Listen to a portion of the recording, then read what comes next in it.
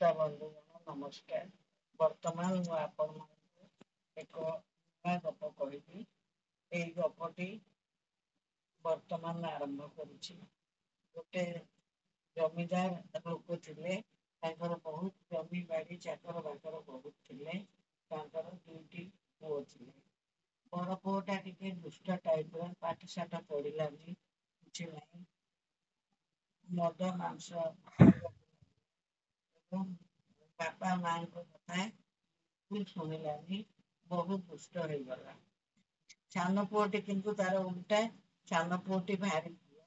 ସେ ସଦାବେଳେ ପାଠ ପଢେ, ବାପା ମାଙ୍କ କଥା ମାନେ, ଭଗବାନଙ୍କୁ ବିଶ୍ୱାସ ରଖେ ଏବଂ ତାର କାମ କରୁଥାଏ। ବାପା ମା ଯୋଉ କଥା କହନ୍ତି ସେ କଥା ସେ ବେଦର ଗାର ପରି ସେ କଥା ସେ କରେ।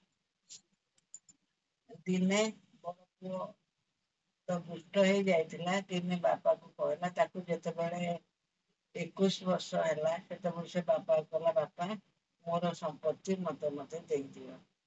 ବାପା କହିଲେ, ହଇରେ ତୋର କଣ ସମ୍ପତ୍ତି, ତୋ ସମ୍ପତ୍ତି କଣ କରିବୁ? ନା ମୁଁ ଅଲଗା ହବାକୁ ଚାହୁଁଛି, କାରଣ ସାନ ଭାଇକି ଭଲ ପାଉଛନ୍ତି, ତେଣୁ ମୁଁ ବର୍ତ୍ତମାନ ମତେ ଅଲଗା କରିଦିଅନ୍ତୁ ଏବଂ ମୋ ସମ୍ପତ୍ତି ଦେଇଦିଅନ୍ତୁ। ଏ ଶୁଣିକିରି ବାପା କହିଲେ, ହଉ ଠିକ ଅଛି। କହିକିରି ସେ ଦି ଭାଇଙ୍କ ଭିତରେ ସମ୍ପତ୍ତି ଭାଗ କରିଦେଲେ। ସାନ ପୁଅ ସମ୍ପତ୍ତି ନେଇ ବାପାଙ୍କ ପାଖେ ରହିଲା, କିନ୍ତୁ ବଡ ପୁଅ ସମ୍ପତ୍ତି ନେଇ ବାପାଙ୍କ ପାଖକୁ ଚାଲିଗଲା ଏବଂ ସେ ଅଲଗା କିଛି କାମ କରି ପେଟ ପୋଷିବ ବୋଲି ସେ ବାହାରକୁ ବାହାରିଗଲା। ଏମାନେ ବାପ ସଦାବେଳେ ବଡ ପୁଅ କଥା ଭାବୁଥାନ୍ତି। ସେ କେମିତି କରିବ, ସେ ତ ବିଲକୁଲ କଥା ଶୁଣେନି, କୋଉଠି କେମିତି ରହିବ ତା କଥା ଭାବୁଥାନ୍ତି। ଯେତେ ହେଲେ ବାପା ମନ ତ ସେ ଚିନ୍ତା କରନ୍ତି। ଏପରି କିଛି ଦିନ ପରେ ଦିନେ ସେ ପୁଅ ଫେରି ଆସିଲା ଏବଂ ତା ହାତରେ ଗୋଟେ ହେଲେ ପଇସା ନଥିଲା, ଦରିଦ୍ର ଅବସ୍ଥାରେ ଫେରି ଆସିଲା। ତା ଦେଖିକିରି ତାଙ୍କର ବାପା ମା ବହୁତ ଦୁଃଖିତ ହେଲେ।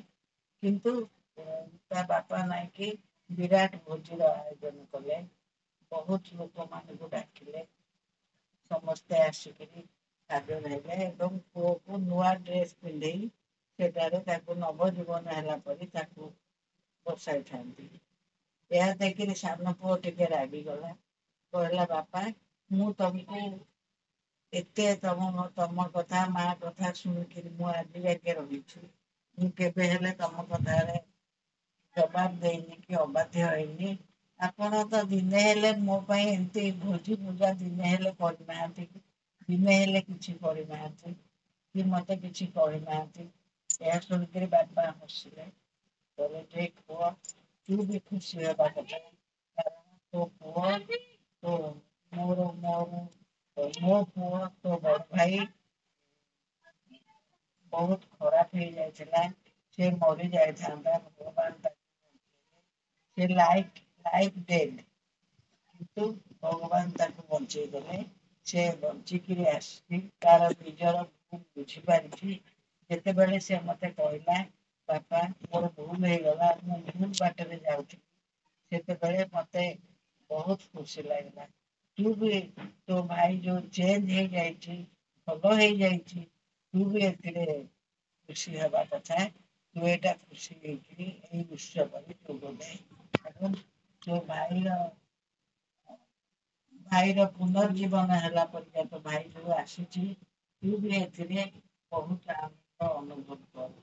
ଏହା ଶୁଣିକିରି ସାନ ବୁଝିଲି ଆପଣଙ୍କର ଉଦାର ମନ, ଆପଣଙ୍କର ସ୍ନେହ ସେଟା ଭୁଲିବାର ନୁହେଁ।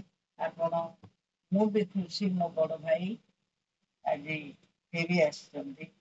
ସବୁ ଖରାପ ଅଭ୍ୟାସ ଛାଡି ଦେଇଛନ୍ତି ଏବଂ ସେ ଭଲ ହବାକୁ ପ୍ରତିଜ୍ଞା କରି ପଳେଇ ଆସିଛନ୍ତି। ସମ୍ପତ୍ତି କେତେ ଦେବେ କିନ୍ତୁ ବଡ ଭାଇ ଯୋଉ ଭଲ ହେଇଯାଇଛନ୍ତି, ସେଟା ହିଁ ତାଙ୍କ ସମ୍ପତ୍ତି। ଏହା କହିକିରି ସେ ମଧ୍ୟ ଉତ୍ସବରେ ଯୋଗଦେଲା। ଆମେ ଏଥିରୁ କଣ ବୁଝିଲେ? ଆମେ ବୁଝିଲେ ଯେ ଜଣେ ଖରାପ ହେଇଥିଲେ ସେ ପରିସ୍ଥିତିରେ ପଡିଲେ ଯଦି ସେ ଖରାପ ବାଟରେ ଏକୁଟିଆ ଯାଏ, ସେ ପରିସ୍ଥିତିରେ ପଡିକିରି ସେ ନିଜକୁ ନିଜେ ସୁଧାରି ଦେଇପାରେ ଯଦି ସେ ଚେଷ୍ଟା କରେ। ସେଇପରି ଜମିଦାରଙ୍କର ବଡ ପୁଅଟି କରିଦେଲା। ବର୍ତ୍ତମାନ ମୋ ଗପଟି ସରିଲା ଶ୍ରୋତାର ବିବରଣ।